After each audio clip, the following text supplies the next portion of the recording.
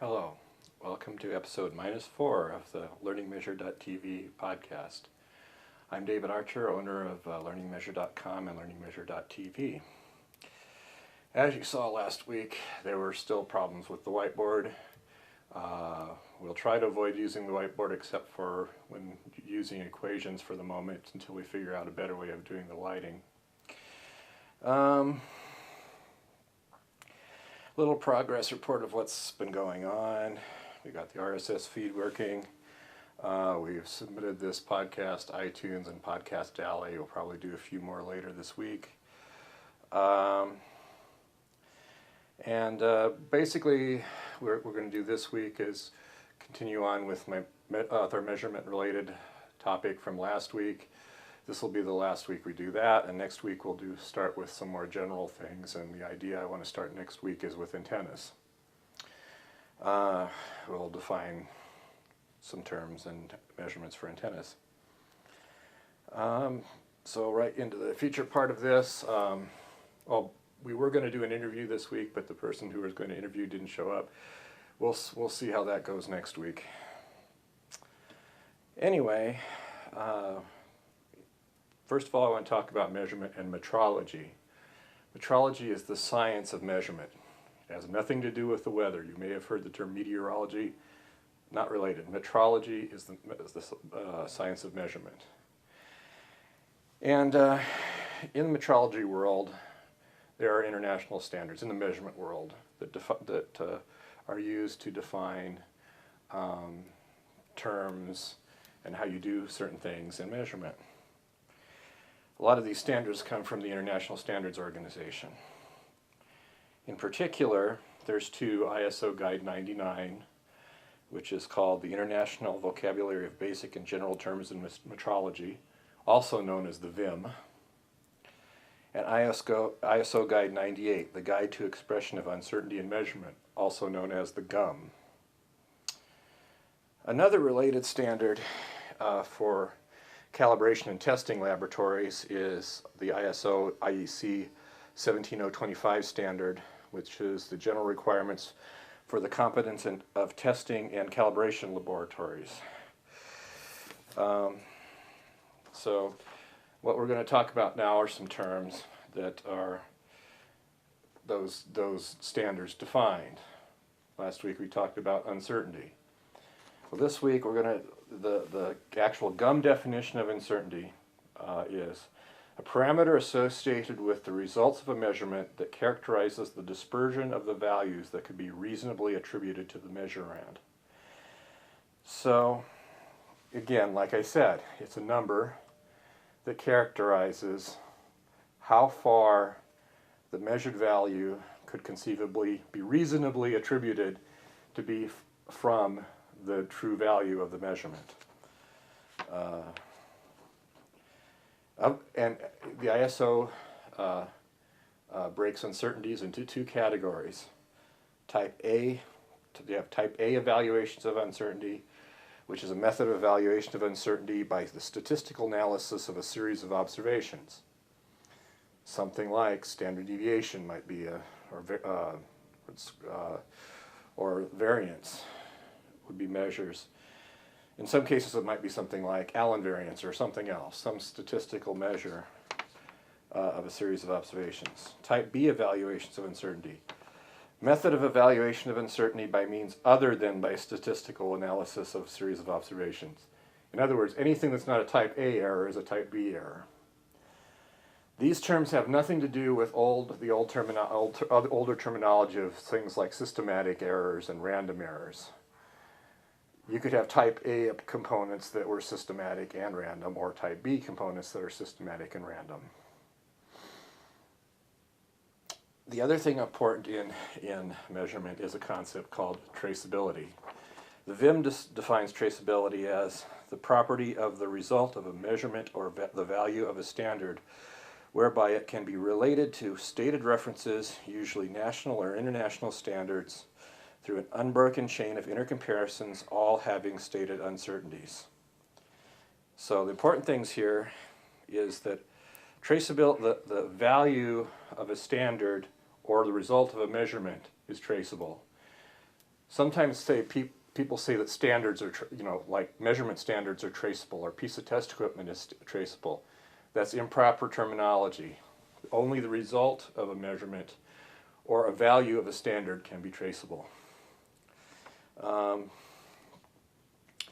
Another thing is each intercomparison, there's an unbroken chain of comparisons, all having stated uncertainties. Each step along the way, an uncertainty analysis has to be made back to the national or international standards. For a traceable measurement, the result has to have several things. The parameter that is being measured has to be clearly defined, for one. You have to have a complete description of the measurement system or standard used to make the measurement. If you don't have that, you can't really say the measurement's traceable, because you don't really know how the intercomparison was made and whether it was adequate or not. Of course, you have to have the measurement result and documented uncertainty for the result. And another thing that is often considered critical is that an internal measurement assurance program must exist. And that's for the purposes of establishing the status of the measurement system and the stated reference. One more term from the VIM that you may understand is calibration.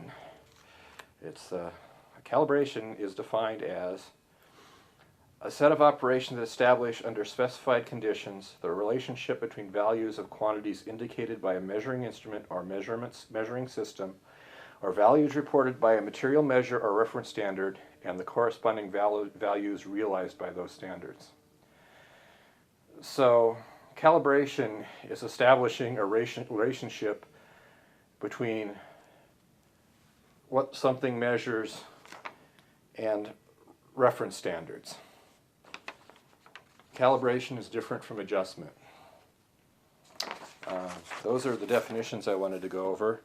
And now what I wanted to go over next, we talked a little bit about measurement equations. I want to be a little bit more specific. You can have a measurement equation now. Let's say y is the quantity you want to measure, and it might be a function of several variables. Let's say n variables. These could be, in our example last time, it was there was two variables, length and width, to measure area. Well, this can be this is just a more general measurement equation. Now, often we know somehow, some way, we won't know how you get into those yet this week, but you may have uncertainty estimates for each of these quantities that make up the measurements. They'll call them delta x1, delta x2, delta xn. Somehow you know the uncertainties associated with each component of the measurement. Okay, the question you want to know is, what's the uncertainty of the measurement? Let's call it delta y. Well, one way you can do that is by doing essentially a first order Taylor series expansion of the measurement equation, and which gives you how it changes, how to approximate the equations for small changes around the value. Well, you can do this by doing this.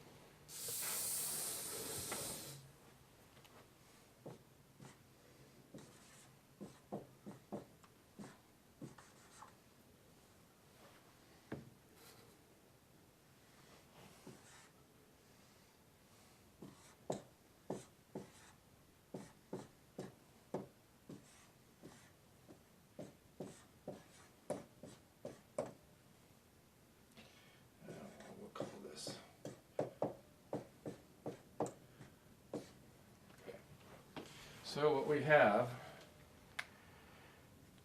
squared. This is a first order Taylor series expansion. Each term is the derivative of the measurement equation with respect to each variable times its uncertainty squared, and that's RSS for this first term. This second term, this last part here is the covariance between two variables, xi and xj, and the two partial derivatives.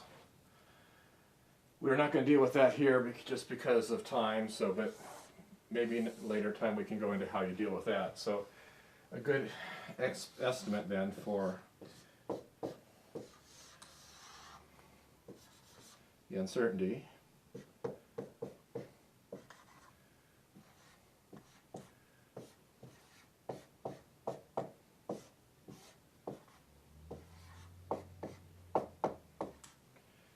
that's the RSS uncertainty, is just the sum of all the derivative with respect to each variable times its uncertainty squared summed up, the RSS.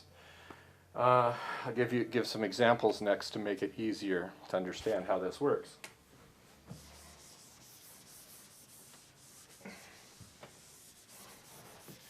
Last week we had a simple measurement equation that we did for an area. Area equals length times width. Okay? The uncertainty in the area then is going to be square root the derivative of this with respect to L is W, so it's W delta L squared plus L delta W squared. Oftentimes you want to know the relative error in the area, uncertainty in the area. So that would be delta A over A, which is equal to this, square root of W delta L squared plus L delta W squared over LW. Well, putting that in there, you end up with delta L squared over L. You can work this out for yourself. It's not that hard.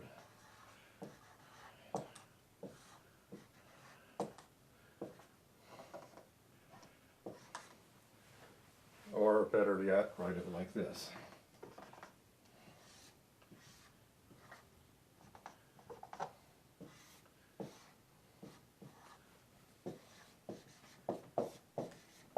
So this is just saying the relative uncertainty of the area is the RSS of the relative uncertainty of the length times the and the relative uncertainty of the width. Very simple one. Let's go for a little bit more complicated one. Just as another set of examples. Let's talk about DC power dissipated by a resistor. We're going to have the current source and resistor. The power dissipated by a resistor follows the equation P equals I squared R. What's delta P? The uncertainty in the power is 2I R delta I plus I squared delta R squared. Okay, this was just taking the derivative times the uncertainty, squaring it, derivative with respect to R times the uncertainty, squaring it, RSSing it. Now delta P over P, relative uncertainty.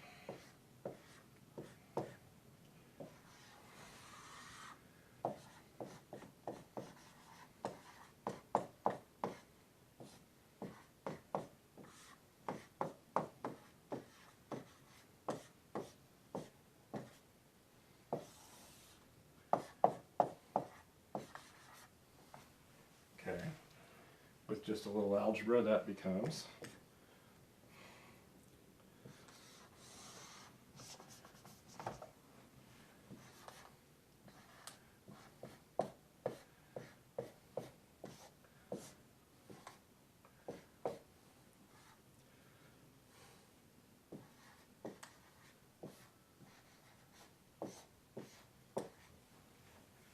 now in this case, the relative uncertainty of the power measurement, you get the RSS of the relative component of the resistance plus twice the relative component of the current. In this particular case, because of the nature of this measurement equation, a relative uncertainty in the power has twice the contribution from the relative error of the current than the resistance. Now these coefficients up the front, for that reason, are called sensitivity coefficients. It's a measure of how sensitive the uncertainty, relative uncertainty, is with respect to each individual relative uncertainty component, or uncertainty component for that matter. Now, there are examples where this type of analysis would break down. I'll give you one. And let's say this is not you want to measure the power delivered to resistor. Let's say you want to measure the real power delivered to a load, P.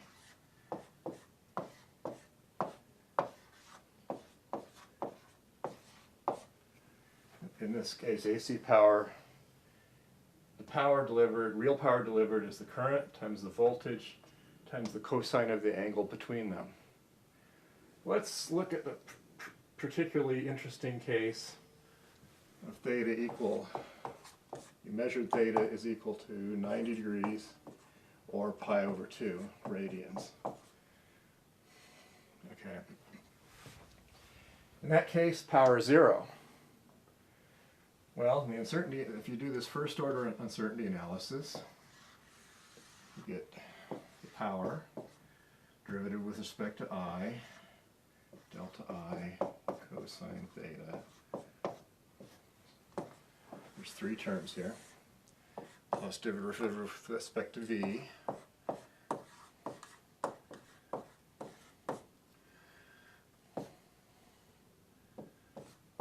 And then finally the theta term.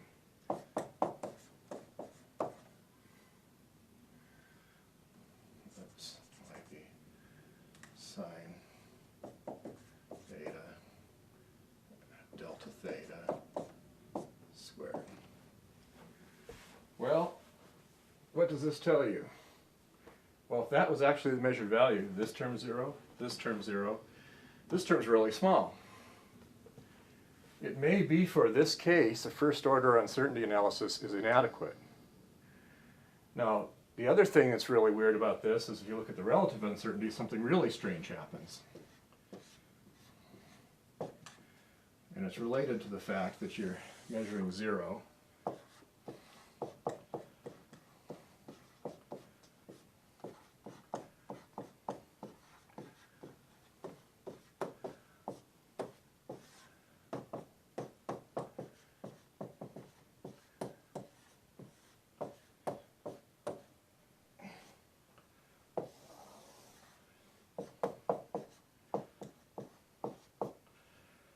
You end up with, now this is kind of weird because these term was 0 here, this term was 0 here. Now in the relative uncertainty you've got this.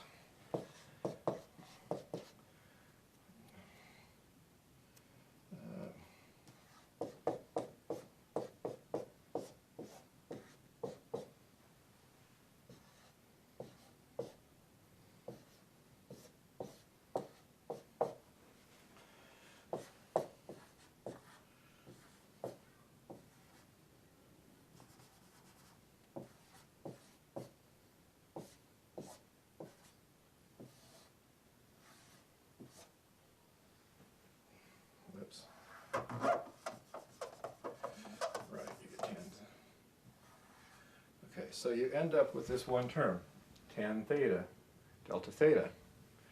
Well, 90 degrees, that's an infinite, so the relative error is infinite. That could be a problem, but that can actually happen.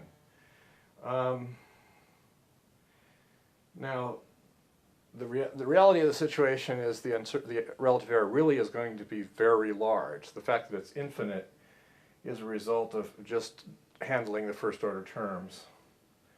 But it's going to be very, very large because you measured 0. But you know, with a little work, you can go to second order and you'll find out you'll have terms that can make this go better, but that's a lot harder. So we gave several examples of how you can compute uncertainties given a measurement equation and the uncertainties involved in each term. This is was kind of very math intensive, but it's actually fairly straightforward once you've done a few of them. Like I said, this is going to be a very short one. This will be the last general measurements one. We're still working on getting some people in to interview. Next week we're going to do something on basic antenna measurements, basic antenna concepts, just because that's an interesting subject to me, and some other people expressed interest in me doing that. So that's what I'll do next week. Again, if you would like to see something discussed in this podcast, something measurement related, a specific measurement, or science related, or simulation related, give us an email at suggestions@learningmeasure.tv. And if you're a vendor that would like to show your wares here or give us a press release or something, send us an email at vendors@learningmeasure.tv. Finally, if you want to be part of our consultant measurements, go to learningmeasure.com and follow the instructions to become part of our consultant network. And if you become a member of our consultant network and you're in the Las Vegas area anytime, we would like to interview you. And you can tell everybody what you're about. That's it for this week. I'll see you next week.